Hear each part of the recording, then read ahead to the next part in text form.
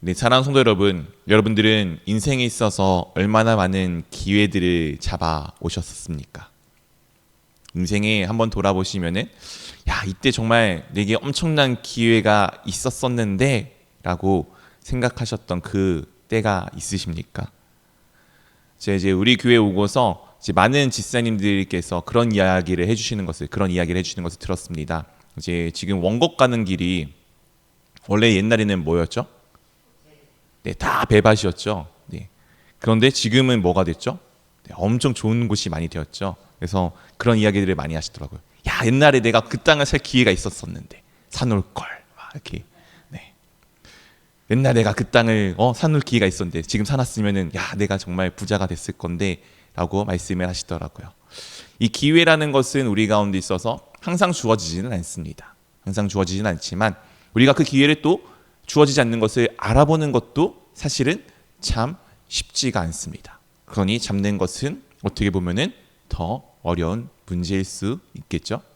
근데 오늘은 제가 이제 기회를 보는 방법을 좀 말씀을 드리려고 합니다. 그리고 어떻게 하면 기회를 잘 잡을 수 있는지도 말씀을 드리려고 합니다. 아니, 이것만 딱 듣고 보면은 야, 무슨 이 세속적인 이야기야 라고 생각하실지 모르겠지만 우리가 말씀을 통해 보면은 진짜 기회가 무엇이고 우리가 그 기회를 어떻게 잡는 것인지를 조금은 알 수 있을까 여겨집니다. 오늘의 말씀의 이 시작은 29장의 내용은 이제 1절에 이렇게 우리 가운데 좀 말씀해 주고 있습니다. 1절 말씀을 한번 같이 읽어보도록 하겠습니다. 아볼로가 고린도에 있을 때에 바울이 윗지방으로 다녀 에베소에서 와서 어떤 제자들을 만나. 지금 이제 아볼로란 사람이 앞에 등장을 하고요. 지금 그가 고린도라는 곳에 있을 때 이제 바울이 고린도에서 지나서 지금 에베소라는 지역으로 와 있게 됩니다. 이 에베소 지역은 이제 마게도냐, 그리스 좀 오른쪽에 동편 쪽에 있고요. 당시에는 그 소아시아, 지금의 튀르키예라고 불려지는 지역을 관할하던 하나의 요즘 커다란 우리로 따지면은 도와 같은 이 곳의 핵심적인 도시였습니다. 그 도시가 갖고 있는 특징 중에 하나가 이 에베소라는 도시는 우리가 이제 그리스 하면 딱 떠오르는 신전 하나 있죠. 파르테논 신전. 혹시 보셨나요? 네, 저도 못 봤는데 꼭 가서 보고 싶습니다. 원하기는 제가 정말 우리 교회 성도님들 함정 꿈꾸는 것 중에 하나가 성지 순례를 한번 해봤으면 좋겠다. 네, 이집트부터 이스라엘을 거쳐 튀르키예를 거쳐 이 바울의 여정까지 로마까지 한번 가봤으면 좋겠다라는 꿈을 과거부터 조금씩은 품고 있습니다. 뭐 언젠가 또 주님께서 기회가 주시면은 또 우리 가운데 그것을 이루어 주시겠죠. 어쨌든 이 파르테논 신전에 4배나 되는 신전이 이 에베소라는 지역에 있었습니다. 우리가 알고 있다시피 이 그리스 로마 지역은 그리스 로마 신화가 지배하던 시대이고요. 그리스 최고의 주신은 혹시 누구인지 아십니까? 네, 제우스가 최고의 주신입니다. 제우스에게 아내가 있죠. 헤라라는 아내가 있고 2명의 이제 자녀가 있었습니다. 하나는 아폴로라는 전쟁의 신, 능력의 신이고 또 하나는 풍요의 상징이었던 아데미 여신이 있습니다. 이 풍요와 이제 어쨌든 다산의 상징과 같은 이 여인이 바로 이 도시에서 태어났다라는 이제 전설적인 이야기가 흘러오는 곳이 바로 이 에베소 지역입니다. 그래서 이 아데미 여신이 이후에 등장을 하게 되는데 어쨌든 이 도시의 문화의 중심지이자 지역의 중심지였던 이 에베소 가운데 지금 바울이 와서 복음을 전하게 됩니다. 그 복음을 전하는 내용을 8절부터 10절까지 이렇게 우리 가운데 전하여주고 있습니다. 우리 한 절씩 번갈아 가면서 읽도록 하겠습니다. 바울이 회당에 들어가 석 달 동안 담대히 하나님 나라에 관하여 강론하며 권면하되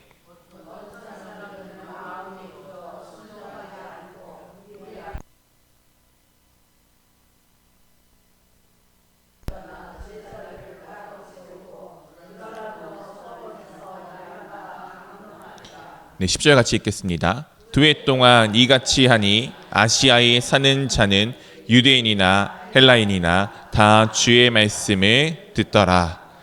네, 바울이 언제나 그리하도 회당에서 지금 하나님의 말씀, 하나님의 나라를 전하였습니다. 근데 기간이 좀 많이 길어요. 이번에는 무려 석 달 동안 이 에베소 지역 가운데서 복음을 전하게 됩니다.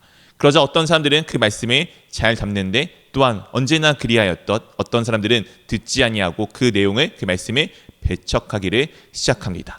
그래서 이 바울이 회당에서 전하는 것을 멈추고 두란노 서원이라는 곳에 가서 이제 복음을 전하게 됩니다. 이 두란노라는 곳은 당시에 어떤 유명한 철학자가 세워놓은 개인 도서관 같은 곳이에요.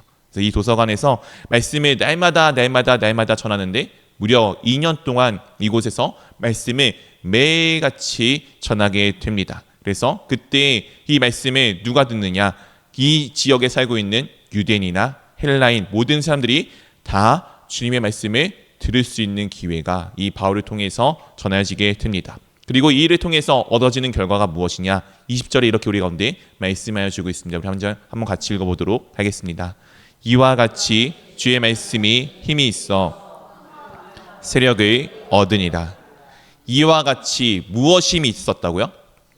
주의 말씀입니다. 힘이 있는 것이 무엇이라고요? 주의 말씀이. 바울이 2년 동안 열심히 복음을 전했어요. 바울이 힘이 있었습니까? 아니죠. 주의 말씀이 힘이 있었습니다. 오늘 읽진 않았지만 이 앞의 사건에 보면은 바울이 어딘가 갈 때마다 바울의 옷만 누구에게 덮어주기만 해도 병이 낫고 하는 일들이 있었어요. 근데 오늘 말씀에 바울이 힘이 있었다? 아니요. 말씀이, 하나님의 말씀이, 주의 말씀이 힘이 있어서 그리하여 무엇하였다고요? 흥왕하였다. 그것이 날마다 더하여지고 커져가서 무엇을 얻냐면은 세력, 즉 그들과 함께하는 사람들이 늘어나는 것을 우리 가운데 말씀하여 주고 있습니다. 여기까지만 보면은 2년 동안 열심히 에베소에서 복음을 전했던 것이 잘하였구나, 정말 엄청나게 많은 결과를 얻었구나라고 우리가 여길 수 있습니다. 근데 이 다음에 또한 어떠한 위기가 닥쳐오게 됩니다. 21절, 22절 일단 바울이 그 전에 이런 각오를 가져간 것을 우리 가운데 말씀해 주고 있습니다. 우리 한 절씩 번갈아 가면서 읽도록 하겠습니다.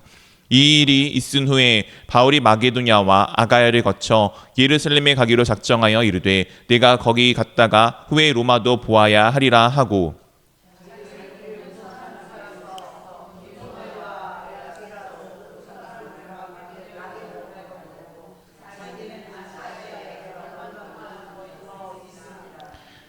이 일이 있은 후에 지금 에베소가 드디어 뭔가 잘 되고 있어요. 2년 동안 열심히 복음을 전했더니 막 흥왕하고 있습니다. 그래서 이제 바울이 마음을 먹는 거예요. 그래, 에베소 된 것 같아. 이제 마게도냐를 거쳐서 북쪽을 통해서 땅을 통해서 저 예루살렘에 갔다가 그래, 가장 좀 중심인 곳인 로마에 가야겠다라는 각오를 이제 다지게 됩니다. 그래서 이후에 우리가 알고 있는 사도행전 주 내용들은 이 바울이 로마로 가는 여정을 우리 가운데 말씀해 주게 됩니다. 어쨌든 그 각오를 가지고 그리고 자기를 돕는 사람 중에서 디모데와 에라스도 두 사람을 마게도냐 지역으로 먼저 보내게 됩니다.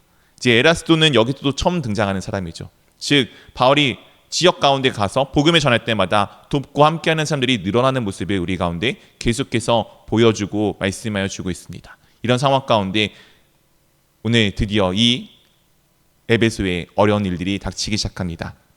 그 내용들이 23절에 이렇게 시작을 우리 가운데 말씀해 주고 있습니다. 우리 한 절의 말씀 같이 함께 읽어보도록 하겠습니다. 그때쯤 되어 이 도로 말미암아 적지 않은 수동이 있었으니, 이런 모든 일이 마무리되어져 가고 하나님의 말씀이 흥왕되어져 가고 그들이 세력이 얻어져 가고 어떻게 보면은 에베소 교회가 안착이 되어져 가는 것 같은 이 상황 가운데 적지 않은 소동이 발생하게 됩니다. 무엇으로 말미암아요? 그 도, 예수 그리스도의 도로 말미암아, 예수 그리스도의 일로 말미암아 복음으로 인하여 지금 이 소동이 이 지역 가운데 일어나게 됩니다. 그 내용을 24절부터 27절에 이렇게 우리 가운데 말씀하여 주고 있습니다. 우리 한 절씩 번갈아 가면서 읽겠습니다. 즉 데메드리오라 하는 어떤 은장색이 은으로 아데미의 신상 모형을 만들어 직공들에게 적지 않은 벌이를 하게 하더니,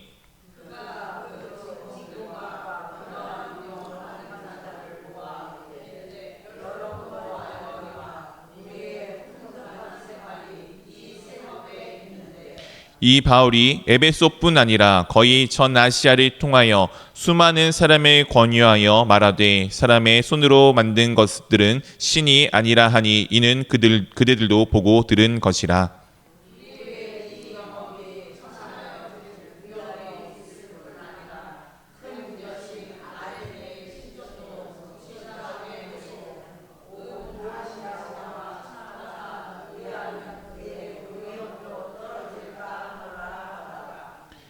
네, 이 수동이 무엇이냐? 이제 데메드리오라는 어떠한 은장색이 이제 등장을 하게 됩니다. 이 사람은 아마 이 당시 이 에베소 지역에 있었던 커다란 신전 아데미 이 여신상을 팔면서 이제 그 여신상을 만들고 팔면서 그것으로 생업을 유지하던 사람으로 보여집니다.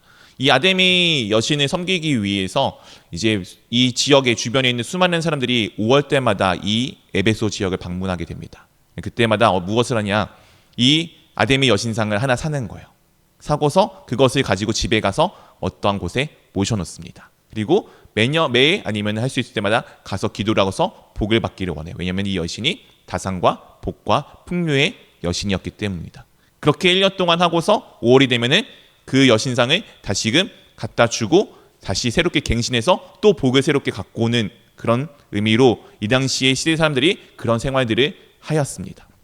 1년마다 새로운 복을 가져다 주는 여신을 갱신하고 있는 거예요. 그럼 이들은 1년마다 최소한 이 사람들이 올 때마다 그것들을 다 팔 수 있는 그 능력을 가지고 있었던 사람들이 바로 이 은장색들이었습니다. 근데 이들이 지금 바울로 인해서 복음이 전해지고 흥왕되어지자 더 이상 아데미 여신의 그 여신상들이 안 팔려져 가는 것을 보게 됩니다. 그리하여 그들이 어떻게 이야기했냐? 우리가 이 풍요로운 것이 바로 지금 이 생업 가운데 이 우상을 만들어서 파는 것 가운데 있는데 바울로 인해서 우리가 더 이상 풍요로운 삶을 누릴 수가 없어. 이로 인해서 우리가 조금은 더 가난해지고 우리가 고통받을 수밖에 없고 경제적 위기를 느끼고 있어가 오늘의 데메드리오가 이야기하는 첫 번째 목적입니다. 물론 그 뒤에 아데미 여신의 그 위상이 그의 능력이 그 이름이 땅에 떨어질 것 같아 라고 이야기를 덧붙이긴 하지만 그의 진짜 마음은 어디에 있느냐? 야, 우리가 바울로 인해서 더 이상 풍요로운 삶을 유지할 수가 없어 라는 경제적인 문제로 이것을 시작하게 됩니다. 물론 허황되게 허울 좋게 그 뒤에 이제 종교적 색채를 더해서 종교적 이야기도 하는 것이긴 하죠. 오늘 이 일로 인해서 지금 이제 사람들이 이런 반응을 보이게 됩니다. 28절, 29절 우리 한 절씩 번갈아 가면서 읽도록 하겠습니다. 그들이 이 말을 듣고 분노가 가득하여 외쳐 이르되 크다 에베소 사람의 아데미여 하니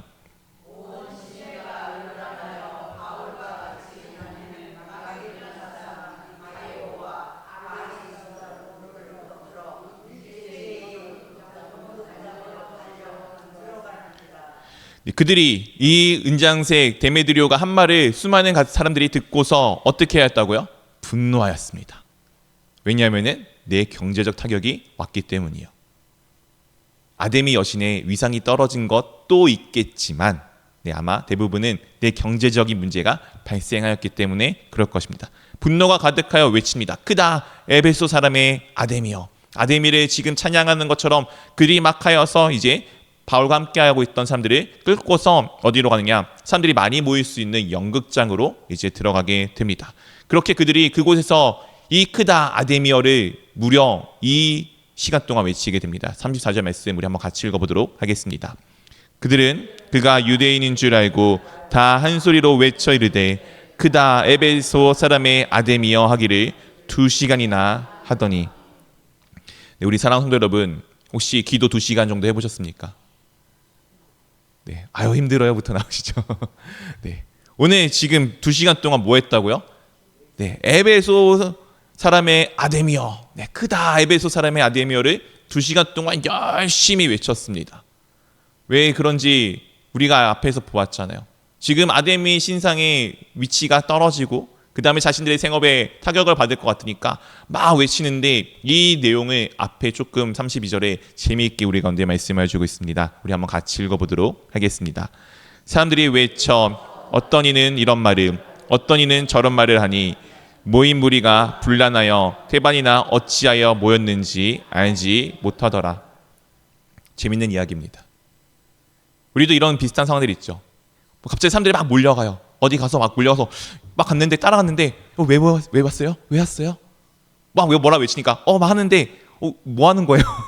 마치 이런 상황과 같습니다. 지금 사람들이 모여서 에베소 사람의 크다 에베소 사람의 아데미어라고 아데미를 막 높이는 것처럼 아데미 여신을 높이는 것처럼 하지만 정작 많은 사람들은 왜 모였는지 뭐 하는지 지금 왜 그것을 외치고 있는지 모르는 상황 가운데 있습니다. 사랑하는 성도 여러분, 종교라는 것이 때로는 어떤 대세라는 것이 참 이와 같이 무서울 때가 있습니다. 아무것도 몰라요. 그냥 그 흐름에 휩쓸려 그냥 갈 뿐입니다. 그들이 지금 외치는 이유는 아데미 여신을 높이기 위함도 아니고 사실은 그들의 생업이 달려있던 누군가가 지금 그 자신의 생업을 유지하고 싶은 마음이 컸습니다. 그런데 많은 사람들은 그 상황도 이해하지 못한 채 그냥 외치고 있는 이 모습을 우리 가운데 보여주고 있습니다. 우리 사랑하는 성도 여러분, 여러분들은 예수 그리스도를 왜 믿으십니까? 여러분들에게는 그 믿음의 이유가 분명히 있으십니까? 그리고 예수 그리스도가 누구인지 분명히 알고 계십니까?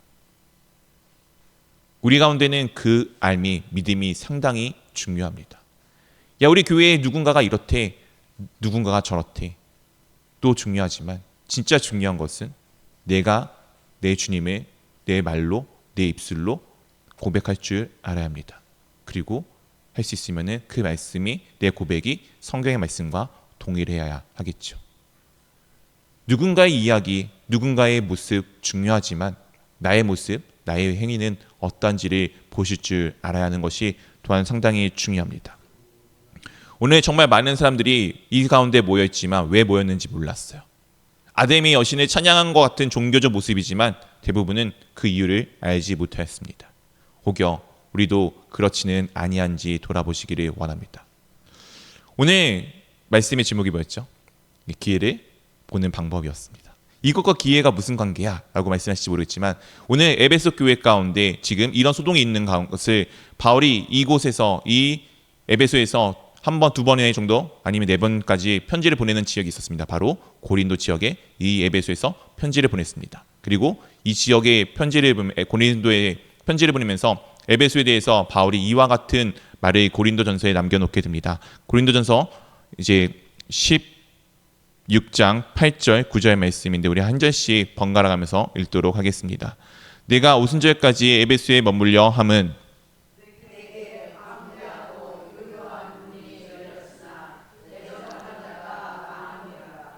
오순절까지 에베소에 머물려 함은, 오순절은 대략적으로 아마 이 아데미 여신의 그 여신상을 갱신하던 그 시절과 그 시기와 거의 일맥상통하는 시기입니다. 오늘 이 에베소에 그때까지 머물려고 하는 것은 무엇이라고요? 광대하고 유효한 문이 열렸다라고 지금 바울이 고백합니다. 에베소 지역에 수많은 사람들이 몰려올 것을 바울이 기대하고 그들 가운데 복음을 전하는 것을 기대하고 있는 것을 우리 가운데 보여주고 있습니다. 그런데 그것이 어떻다라고요? 편안한 길이라고요? 아니요. 대적하는 자가 많음이러라. 오히려 대적하는 상황들이 있을 것이고 오늘 아까 보았던 그 적지 않은 소동이 일어날 것이 얼마든지 가능한 것을 바울은 보고 알고 믿고 있었습니다. 그런데 오히려 그것이 무엇이라고요? 유효한 문이 열렸다라고. 광대하고 유효한 문, 그냥도 작은 것도 아니에요. 엄청나게 커다란 문이 열렸다라고 지금 우리 가운데 고백하여 주고 있습니다. 아데미 신상으로 먹고 사는 도시에 가장 중요한 것이 지금 아니라고 이야기하는 바울 때문에 이 도시가 다 난리가 났습니다. 근데 바울은 그 도시에서 무엇이라고 얘기하죠? 대적하는 자가 있지만 예수 그리스도의 복음을 전하는 데 있어서 가장 좋은 순간이 지금이다라고 고백하고 있습니다. 사랑하는 성도 여러분, 우리가 삶을 살아가다 보면은 어렵고 힘든 순간들이 있습니다. 때로는 이 길을 걸어가는 것이 적지 않은 어려움이 있다는 것을 우리는 충분히 예상할 수 있는 길들이 있습니다. 근데 놀랍게도 그 길은 우리 가운데 기회입니다. 오히려 이 순간을 통해서 에베소 지역에 에베소 교회가 바르게 세워져 가는 것을 우리 가운데 보여주게 됩니다. 물론 이 사건을 인해서 바울은 에베소 지역에서 옮겨갑니다. 물론 그는 원래 그 전부터 옮겨가기를 마음에 품고 있었지만 어쨌든 이 사건을 이유로 옮겨가게 됩니다. 근데 놀랍게도 바울은 옮겨가지만 그 지역에 있는 사람들은 바울을 끝까지 쫓아와서 그를 배송하여 주며 그를 보내면서 함께 기도하고 함께 울고, 또한 우리가 잘 알고 있는 에베소 말씀을 통해 알 수 있듯 에베소 지역에 그 누구보다 명확하고 확실하게 예수 그리스도의 교회가 세워지는 것을 우리 가운데 보여주고 말씀해 주고 있습니다. 오히려 위기는 기회입니다. 오히려 어려운 일이 첩첩이 쌓였을수록 주님께서 일하심이 더 명확하게 보여요. 내가 할 수 있는 것이 아무것도 없을 때 주님께서 일하기 시작합니다. 모세가 홍해 앞에서 그 두려움 가운데 떨고 있는 백성들, 그 가운데 하나님께서 무엇이라 말씀하여 주셨습니까? 너희는 가만히 있어서 내가 너희에게 행한 일을 보라.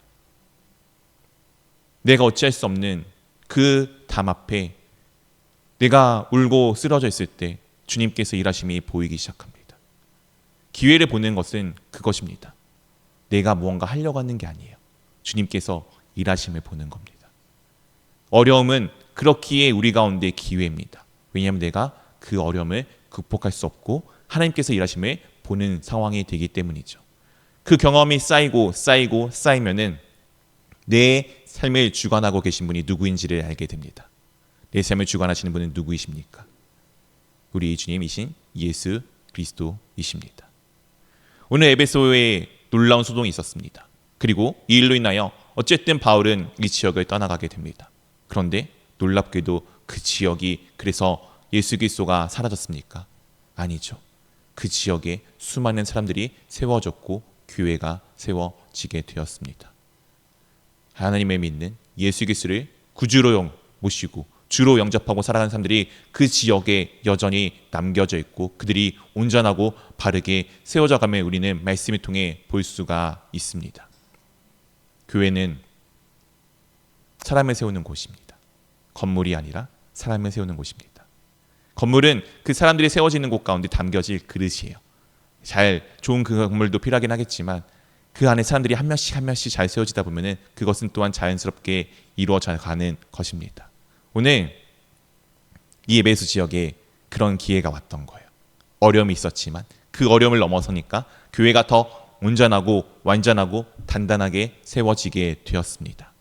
우리 사랑하는 성도 여러분, 여러분의 삶 가운데 혹시 어려움이 있지는 않으십니까? 아픔이 있지는 않으십니까? 힘듦이 있지는 않으십니까? 이 아픔과 어려움과 힘듦이 내가 해결할 수 없는 문제이면은 감사하십시오.